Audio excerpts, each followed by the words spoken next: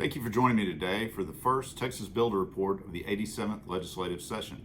My name is Scott Norman. I'm the Executive Director of the Texas Association of Builders, and we're going to try to bring you fairly regularly this session these builder reports to try to keep you up to date with what's happening in the legislative session. This legislative session that's going to be unlike any others in recent memory.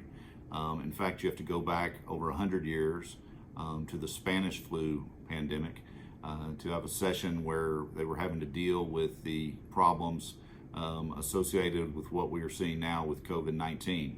It is certainly going to make this session different. It's going to make the way we do what we do at the Capitol certainly in years gone by different. But at the end of the day, the state association, our 26 local home builders associations, are going to continue to do what we do best, and that's advocate on behalf of the Texas residential construction, development, remodeling industry, along with our associate members all over the state, to make sure that Texas continues to remain the #1 housing state in the nation. So what happened? We are a couple weeks in. 2 weeks ago, on Tuesday, January 12th, the legislature gavelled in with much anticipation with all that had gone on. Despite a heated election campaign, the House and the Senate looked almost identical to where they were 2 years ago. In fact, the House partisan breakup is exactly the same at 83 Republicans and 67 Democrats.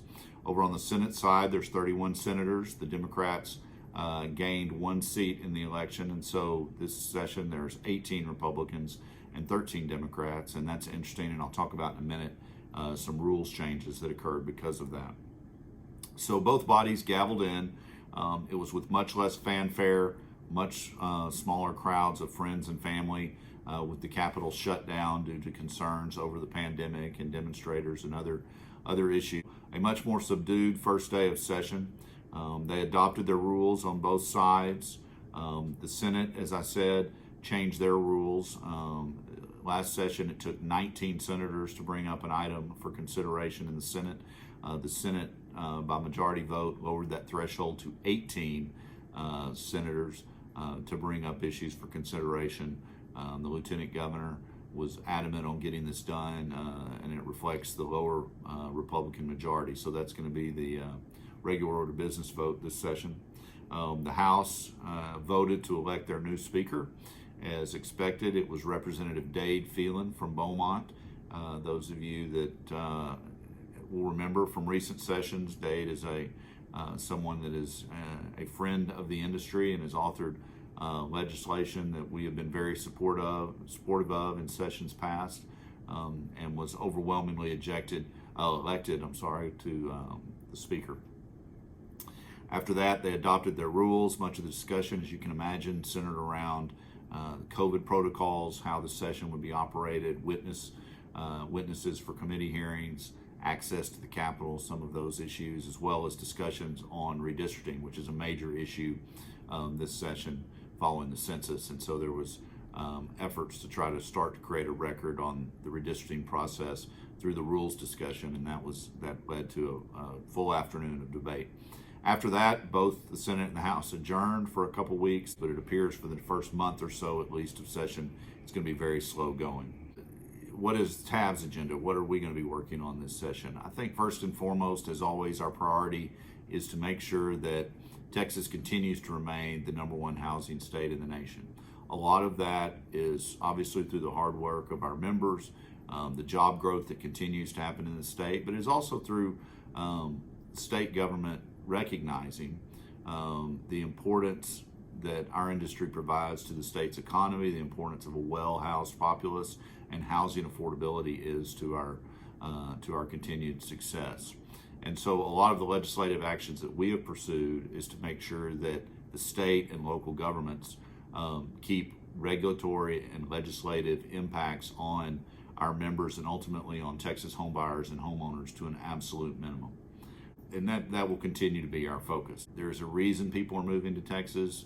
There's a reason companies are relocating here, and all of those people need somewhere to live that is affordable as we continue to try to address our state's housing needs. And our legislative activities reflect that. Specifically, some issues we'll be working on is energy code compliance. There's still lots of discussion on that on the national level. The state has a state energy code, and we're going to be looking at legislation that affects how we can demonstrate compliance with that code. We're also going to continue to advocate for additional support for career and technical education programs.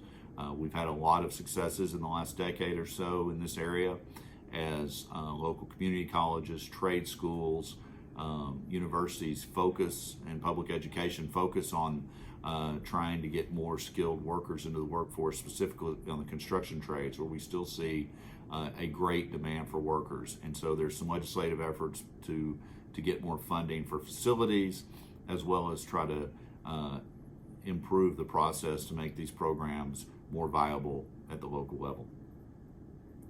The development, permitting, planning process, both for land development and for building projects, continues to be an issue that was only highlighted by some of the things that occurred in the past year with the COVID pandemic.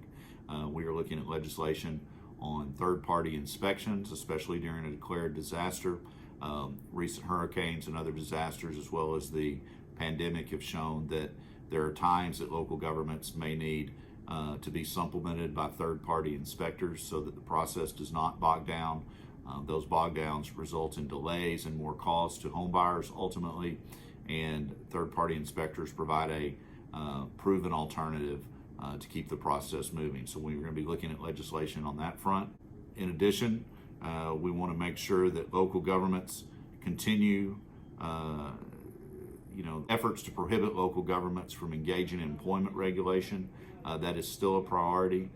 We feel very strongly that any occupation regulation needs to be done on a statewide level or the federal level, not by dozens or hundreds of different cities around the state who may approach it differently. Our members operate in multiple jurisdictions in any given day, and compliance with varying employment requirements or regulations is very difficult, if not impossible.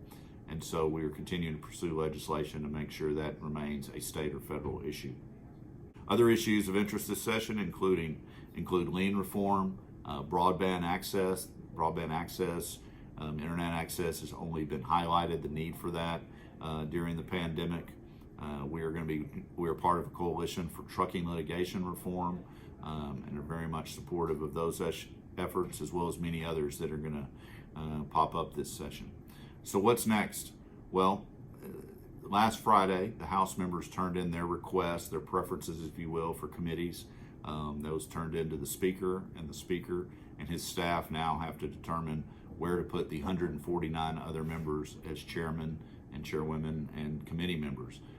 It's a daunting task. We expect that hard work to get done in the next week or two, and then the House committees and their makeup, they'll get appointed, and we will see who will be working on what issues this session. Over in the Senate, the committees remain the same, except for one very important exception to our industry. For many years, many of you will remember the House Intergovernmental Relations Committee, chaired most recently by Chairman Eddie Lucio, handled issues dealing with local government regulation, special districts, and other matters. That committee is no more.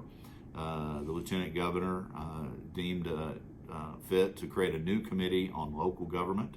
That committee has been formed and is chaired now by Senator Paul Bettencourt of Houston. So we look forward to working with him and his committee on issues and bills that go there that certainly have an impact on our industry. So stay tuned for these future updates. To get the most recent legislative updates, we encourage you to subscribe to our weekly Ledge Line, which is our digital newsletter that comes out during the session. You will also receive notifications when there's calls to action, and you can sign up for our voter voice. All of these things can be done on our website.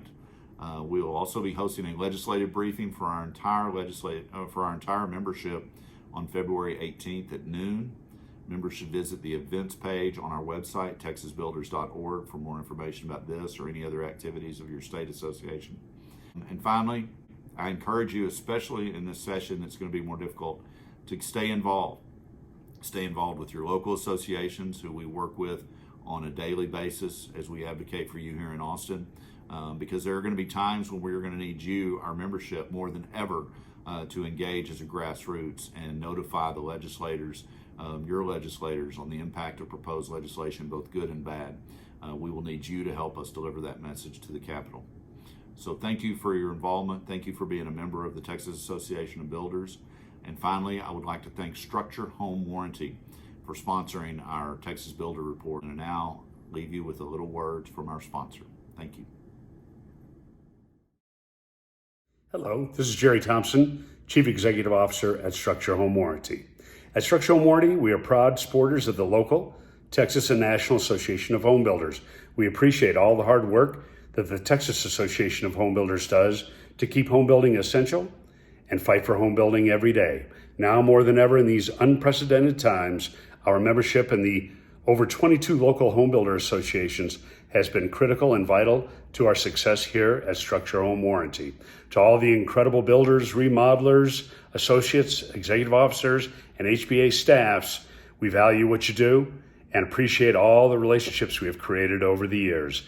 Thank you, Texas. Stay safe, and here's to a successful legislative session.